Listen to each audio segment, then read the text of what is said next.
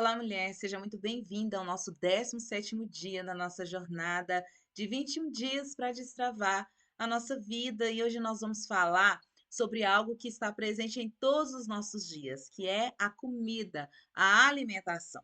Muitas vezes nós pensamos que a alimentação é só uma questão de prazer, uma questão de estética, mas a Bíblia ela nos mostra que comer também é espiritual. E o que nós colocamos no nosso prato pode tanto nos aproximar ou nos afastar de Deus. Você sabia disso? Pois é. Então, o tema de hoje é comer e beber para a glória de Deus.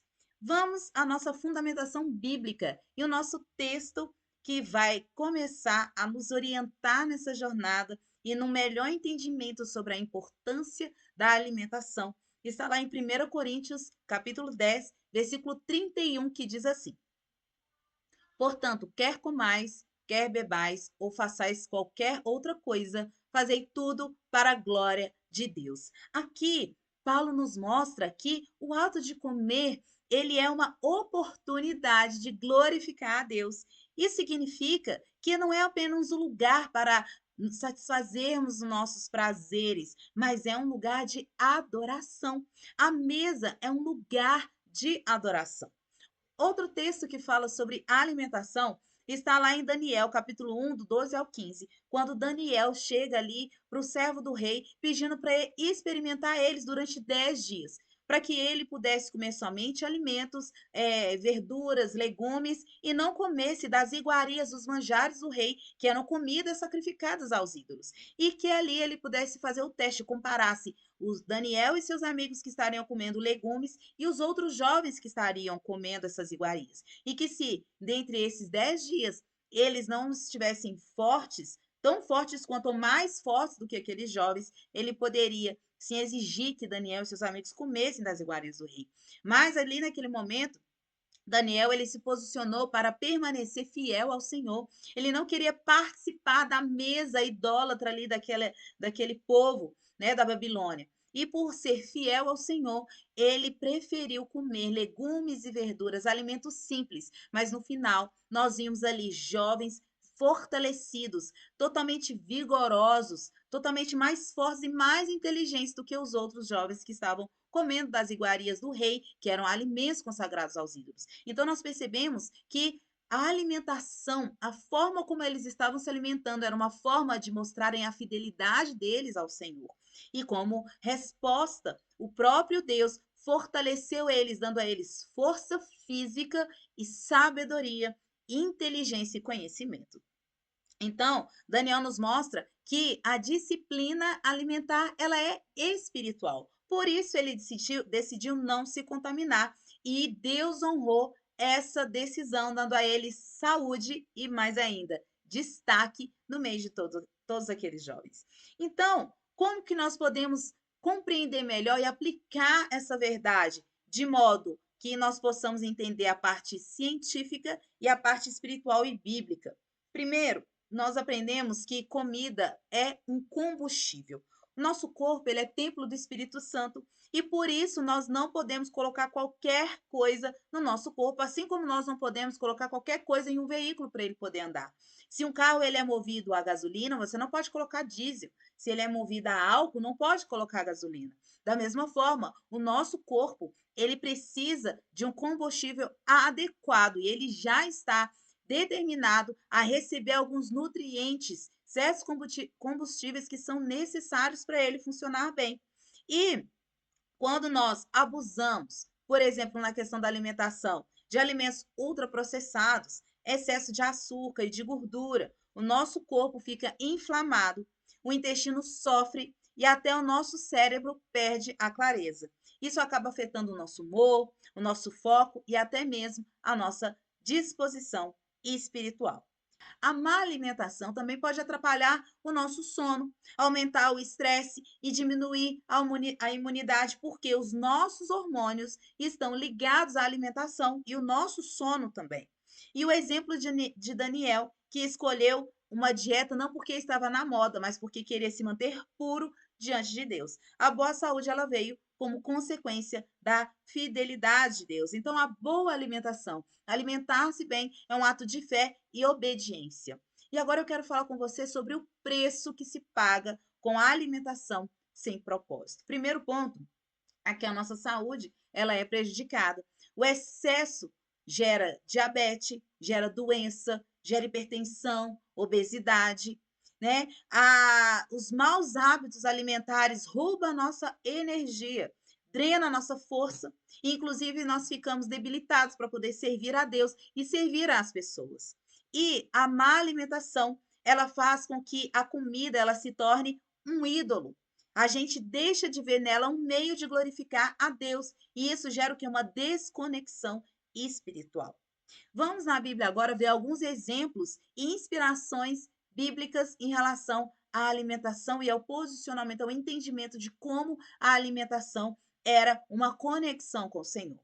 Jesus, lá em Mateus 4:2, ele jejuou para fortalecer o seu espírito. Em Levítico 11, o povo de Israel, ele recebeu leis alimentares não só por saúde, mas como sinal de santidade. Às vezes nós vemos ali aquelas orientações de alimentação apenas como rituais espirituais, mas na verdade também era questões alimentares e de saúde. E Paulo lembra lá em Romanos 14:17 que o reino de Deus não é só comida e bebida, mas justiça, paz e alegria no Espírito Santo. Então, a mensagem que a Bíblia nos mostra é muito clara, dizendo que a comida é importante, mas ela não é o centro. Ela é o meio e não o fim. Por isso que nós precisamos compreender que a nossa alimentação também faz parte do propósito de Deus. E dentro desse entendimento de que a alimentação ela é propósito de Deus, nós podemos fazer pequenos passos práticos para nos ajudar a destravar também nessa área da nossa vida. Nós devemos orar antes de comer, lembrando que cada refeição pode ser um ato de adoração. Vamos substituir algo hoje, trocar refrigerante por água, né? Fugir das frituras, trocar fritura por algo assado e um doce por uma fruta. E praticar a gratidão, reconhecendo que cada alimento é provisão de Deus.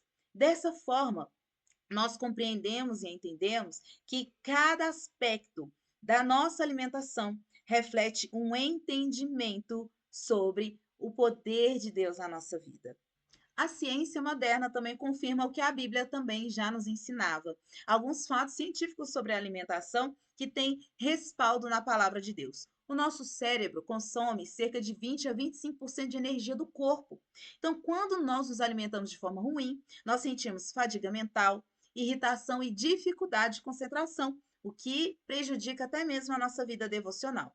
O nosso intestino, ele é chamado de o segundo cérebro, porque ele produz neurotransmissores. Você sabia que os neurotransmissores, como a serotonina, que é o hormônio do bem-estar, e a dopamina, eles são produzidos no intestino? Exatamente, a dopamina é o neurotransmissor da motivação. Então, uma dieta ruim, ela nos prejudica nisso. E agora, uma dieta rica em fibras, frutas, vegetais, favorece esse processo. Já o excesso de ultraprocessados, o excesso de açúcar, gera inflamações, prejudica o amor e pode levar à ansiedade e à depressão. O sono também é diretamente afetado pela alimentação, como nós falamos aqui, e como que isso acontece? Cafeína, açúcar em excesso, refeições pesadas à noite vão atrapalhar a produção de melatonina, dificultando o descanso profundo. Ou seja, o que nós comemos influencia diretamente como nós pensamos, como nós nos sentimos e descansamos e até como nós oramos diante de Deus. Aqui, para reforçar sobre o perigo da alimentação sem propósito, eu quero mostrar para vocês alguns versículos da palavra de Deus, alguns momentos da palavra de Deus que mostra o perigo da alimentação sem propósito. Lá em Filipenses 3,19, fala dos que têm como Deus o seu ventre, ou seja, deixam que o desejo de comer governe as suas vidas, e isso é um sinal de idolatria. Preguiça e lentidão espiritual é um resultado de uma má alimentação, porque isso pode gerar cansaço constante, falta de disposição para orar, servir, trabalhar. E as doenças e limitações. As escolhas ruins acumuladas levam a enfermidades que podem ser evitadas. e isso compromete o nosso chamado. Ore antes de comer, não por religiosidade, mas para lembrar que o alimento ele vem de Deus e deve ser usado para glorificar Ele. Planeje pequenas substituições. Daniel ele não precisou de um banquete, ele escolheu um alimento simples e saudável. Por exemplo, troque o refrigerante por água, uma fritura por um assado, isso já é um começo. E atenção aos excessos, lá em Provérbios 25, 27, diz: não é bom comer muito mel. Assim, procurar a própria glória não é glória. Ou seja, o excesso, mesmo de coisas boas, pode se tornar um pecado.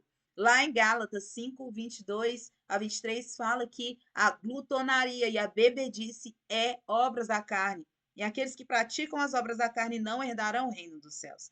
Então, veja também a comida como combustível e não como uma fuga.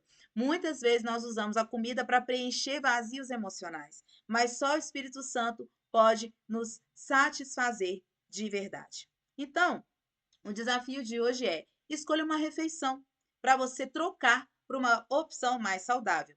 Antes de comer, faça uma oração curta, dizendo: Senhor, obrigado por este alimento, que ele seja força para eu viver o teu propósito em nome de Jesus.